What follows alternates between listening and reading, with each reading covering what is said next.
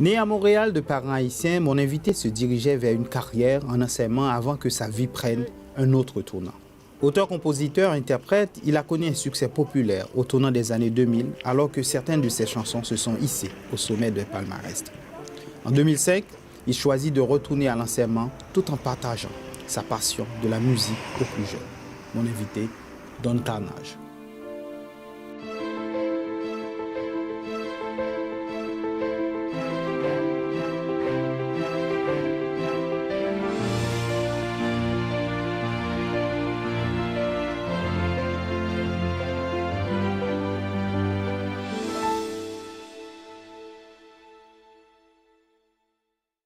Merci de nous accueillir dans votre lieu de travail. Où sommes-nous en ce moment?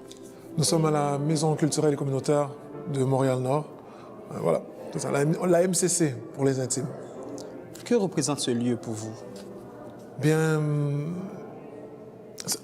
en plus d'être mon lieu de travail, c'est l'endroit où est-ce que je rencontre les gens avec qui je travaille. C'est l'endroit où est-ce qu'on croise les jeunes.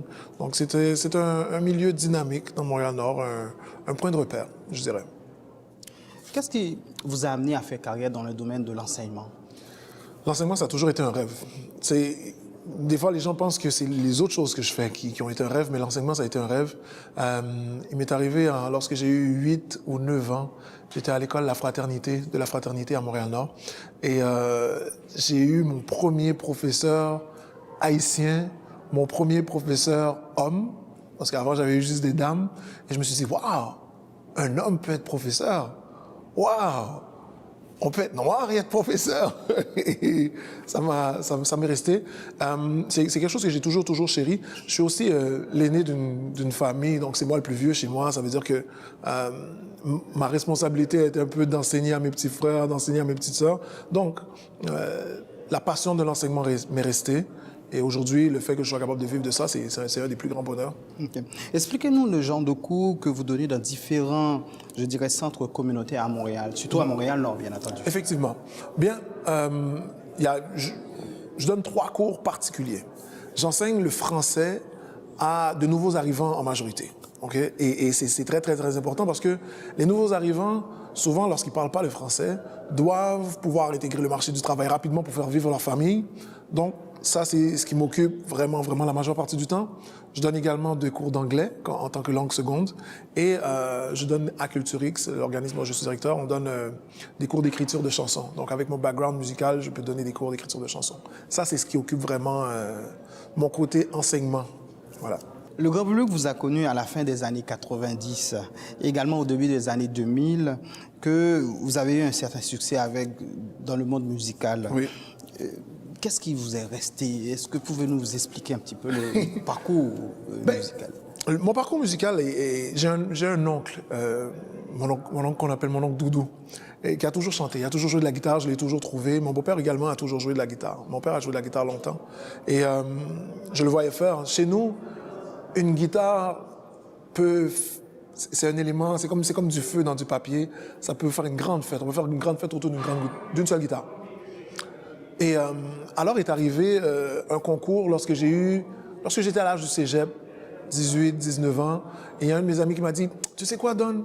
Tu devrais participer à ça. » Mais la musique dans ma vie, ça a été toujours à l'école, avec les amis, normalement, comme tout jeune. Et finalement, j'ai participé à ce concours, j'ai gagné ce concours, et je suis devenu officiellement Don Carnage. Donc en 1999, on a sorti un premier album. En 2002, on en a sorti un deuxième. Et le nom m'est resté de 1999 à 2016, aujourd'hui encore. Quand les gens me croisent dans la rue, c'est encore « Hey, Don Carnage !» Je crois que dans toutes ces années-là, il ne s'est jamais passé un moment donné, une semaine, où est-ce que quelqu'un ne m'a pas dit « Don, quand est-ce que tu reviens? Quand est-ce que tu nous fais un petit quelque chose? » Et si toute l'expérience que j'ai de la musique ne me sert pas aujourd'hui ou ne m'était pas utile, il m'est resté au moins une chose. Mon nom d'artiste, Don Carnage, est ineffaçable. À part le nom, mais quels sont les beaux souvenirs que vous avez eus? La musique, ça a été la chose la plus fascinante du monde. C'est là que je me suis rendu compte que la parole avait du pouvoir. Je suis arrivé sur scène, moi j'étais commandité par les Fila, les vêtements Fila. Et je suis arrivé sur scène à un moment donné, dans une ville où est-ce que j'étais jamais allé, j'ai fait beaucoup de spectacles. Et Et particulièrement, lorsque j'ai remarqué, j'ai vu que plusieurs personnes dans la foule portaient le même chandail que moi. Alors, ils savaient que j'allais venir, ils ont été acheter des chandails Fila. Et je me suis dit, waouh, OK. Et plus tard dans ma carrière, on m'a demandé de parler pour certains événements. Et je recevais des messages qui disaient du genre, ah Don, tu sais, parce que je t'ai rencontré et que tu as dit que fumer, c'était pas bien, j'ai arrêté de fumer, ou j'essaie d'arrêter de fumer. Et là, je me suis rendu compte qu'une personne, une voix, une personne avait le pouvoir de changer plusieurs personnes, de vraiment d'affecter la vie de un ou de plusieurs personnes, de une ou de plusieurs personnes. Donc ça m'est resté. Les bons souvenirs, la scène, c'est une drogue. La scène, c'est une drogue. Lorsqu'on monte sur scène et qu'on dit au public, OK, levez les mains, et que tout le monde lève les mains, on a 7-8 000 personnes qui lèvent les mains, c'est quelque chose de fascinant. D'arriver dans un endroit où est-ce qu'on sait que on n'est jamais allé et que la seule façon qu'on puisse nous connaître, c'est par notre musique, nos médias et ce genre de choses-là, et d'arriver quelque part, de chanter et de remarquer que quelqu'un dans la foule a appris les paroles par cœur. Cette personne-là chante exactement ce que je suis en train de chanter avant même que moi je le fasse. C'est un contact qu'on ne peut pas oublier. C'est un contact qui affecte et qui caresse l'ego beaucoup des gens qui ont ce privilège-là. Et c'en est un privilège. Je pense que, waouh, ça reste avec moi pour toujours. La musique a teinté, va teinter, et je pense que teintera toujours ma vie. Je suis le personnage que j'ai inventé. Je suis Don Carnage. Je suis définitivement qui je veux être, avec ma musique, avec mes paroles, avec ce que j'ai décidé de faire. Il n'y a pas beaucoup de monde qui ont ce privilège-là. Je suis très conscient de ça. Sur cette même lancée, pourquoi vous n'avez pas encore eu ou faire de nouveaux albums? Je suis un homme de famille. J'ai un homme de famille. La musique, c'est quelque chose que, lorsque je l'ai fait, j'en fais encore, mais lorsque j'ai fait la musique de manière commerciale, de manière... quand c'était mon travail, je me donnais entièrement à la musique. Ça veut dire que des journées de 15 heures, des journées de 20 heures, c'était pas un problème. Il fallait que je fasse ça. J'avais du temps pour rien d'autre. Mes seuls amis sont mes vrais amis. Dans le sens qu'il y en a beaucoup aussi, avec quelqu'un qui était le moindrement chancelant dans notre relation. Ces gens-là, je les ai perdus parce que j'avais pas le temps pour eux. Je me suis donné à cœur, à 100% dans ma musique, à l'écriture. Je me suis mis à apprendre, à apprendre des chorégraphies, à être le meilleur devant une caméra, à être le meilleur sur scène, à être le meilleur avec ma voix, apprendre tellement de choses que j'avais pas le temps pour rien d'autre. Donc lorsque je suis devenu papa, ma passion aurait pu être définitivement un obstacle pour ma musique, comme ma famille aurait été un obstacle. J'ai choisi de mettre la famille en avant-plan. La musique sera toujours là, je vais toujours pouvoir la faire, ça chante encore dans ma tête. Je vais continuer à la faire et je me promets de sortir quelque chose bientôt. Mais les enfants, ils grandissent et puis après ça, ils vont faire leur propre chemin. Donc, je me dois, en tant que papa, d'être là pour ma famille. Parlez-nous du studio d'enregistrement Alcatraz, oui, que vous avez ouvert dans le nord de Montréal, donc disons à Montréal-Nord. Alcatraz a commencé dans le sous-sol de ma maman. Et c'est mon frère qui voulait qu'on ait absolument... Mon frère voulait absolument qu'on ait un studio. Il voulait absolument... Et moi, j'étais pas sûr. Je savais que le studio allait représenter un travail supplémentaire. Ouais, je disais, oh non, pas de studio. Mais il voulait tellement. J'ai dit, bon, OK, tu sais quoi? Je vais te donner un coup de main et puis après ça, on va voir. Finalement, aujourd'hui, Alcatraz, qui a commencé dans le sous-sol de ma mère, est devenu le studio pour mon monde à Montréal-Nord. Ça veut dire que...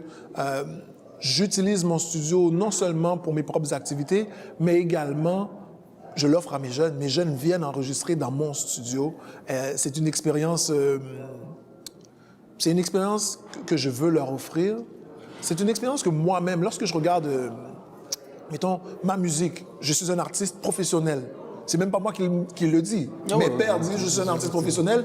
Voici où est-ce que je fais ma musique et voici où est-ce que ma musique se rend. Donc, si vous voulez le faire, je vous prête mon studio. C'est le mien. Vous faites ce que vous voulez, on ne compte pas les heures.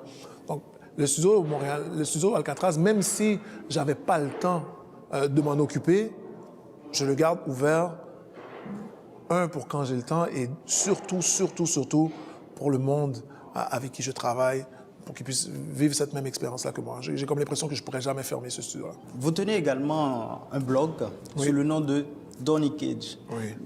Que traite le blog? Quel sujet? En fait, c'est un blog que j'ai écrit pour mes étudiants. en écriture de chansons, donnycage.com.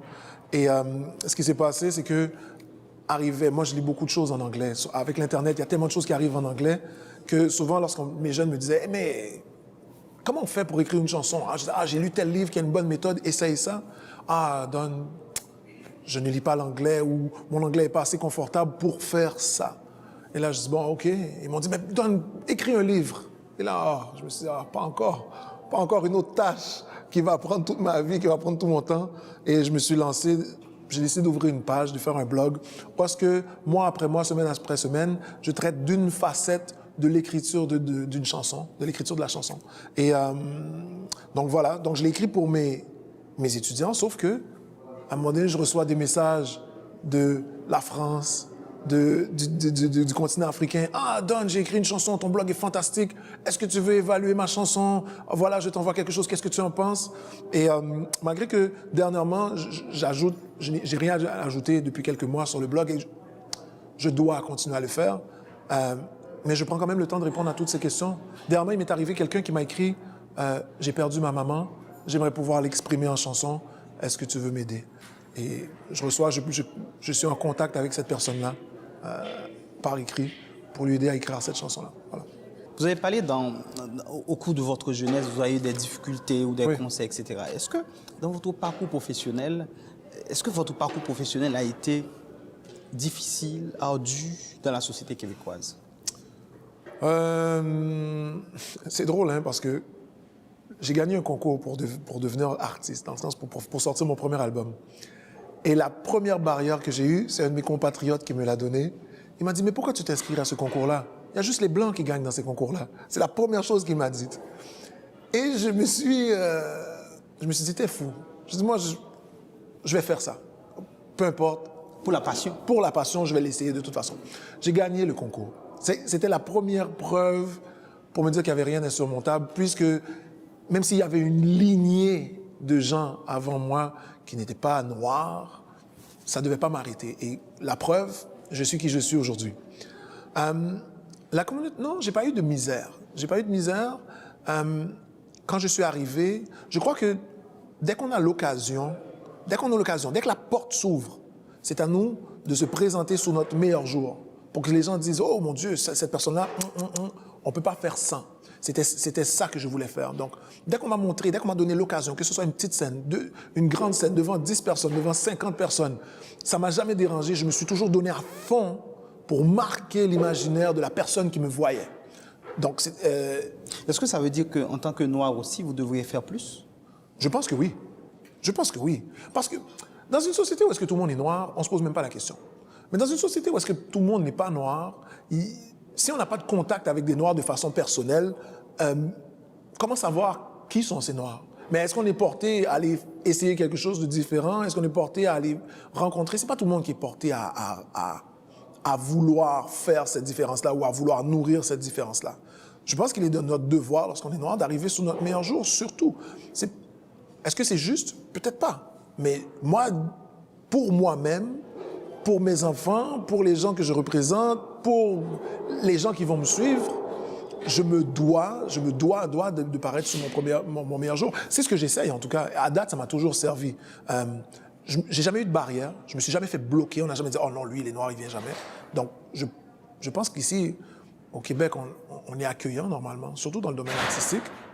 On n'a peut-être pas tout ce qu'on veut. On n'a peut-être pas toute la place qu'on aimerait avoir dans les médias. Mais les portes ne sont jamais vraiment fermées. C'est à nous de travailler. Peut-être qu'on ne devrait pas travailler si fort pour les avoir comme d'autres les auraient de façon plus facile. Mais moi, je ne me suis jamais arrêté à ça. J'ai mis ça, je me suis dit, c'est ma responsabilité. Dès que la porte s'ouvre, je fonce. Puis je veux voir qui va être capable de m'arrêter. D'une façon générale, oui. Donc, quelles sont vos ambitions? La réussite dans tout ce que je fais, devenir un meilleur moi tous les jours. C'est quelque chose que j'essaie d'enseigner à mes enfants. Je ne veux pas prendre non pour une réponse. Je veux arriver à réussir tout ce que j'essaie. Jusqu'à maintenant, mon taux de succès est quand même bon. Je voulais enseigner, j'enseigne, je voulais faire de la musique, j'en fais. Donc, je pense... Pour l'instant, apprendre le plus de choses, je dirais. Apprendre le plus de choses, essayer le plus de choses, vivre le plus d'expériences possibles, positives, être le meilleur de moi-même pour moi-même et ma communauté, je pense. On ne fait jamais d'effort pour rien. Dès qu'on a fait un effort, on fait un pas vers l'avant. Dès qu'on a fait un effort, on fait un pas vers l'avant. On doit lire un livre, le livre a 1000 pages, si on lit une page, il reste 999 pages à lire. On en lit deux, le chiffre descend. Impossible de réussir sans effort.